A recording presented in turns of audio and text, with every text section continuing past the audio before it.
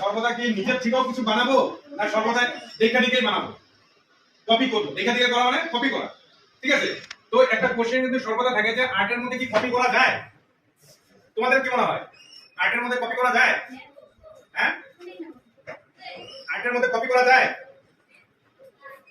100% যায়। কারণ কি তুমি যদি আর্টের মধ্যে কপি করতে না শেখো, যদি কপি করা না শেখো, তুমি ভালো আর্টিস্ট হতে পারবে না। আমরা স্টার্টিং এ কি ছোটবেলা থেকে আমরা কপি করতে করতেই বড় হয়েছি, হচ্ছে না?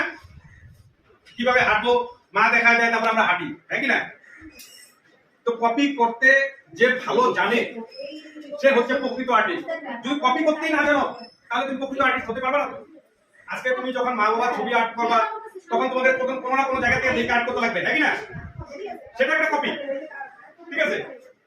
যেরকম ধরো শাহরুখ খানকে বলছিল যে আপনি তো অমিতাভ বচ্চনের কপি করেন, বলছিল, ঠিক আছে?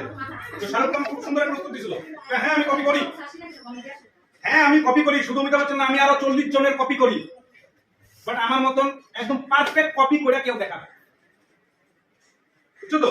তো কপি 100% করা যায়, কিন্তু কপি বলতে এটা না যে আমি ছাপ দিয়ে আঁকবো, পিছনে ছবি আছে উপর দিয়ে দেখে দেখে ছাপ দিয়ে আঁকবো, ওইটাকে আমি বলি নাই।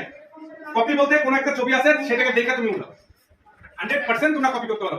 কপি করতে করতে যখন তোমাদের পারফেক্ট ছবি একদিন আইসা করবে, তখন তোমরা যে কোনো ছবিকে মাইন্ডে আইনা ইমেজিন করে ছবি তৈরি করো, কথা বুঝছো তো?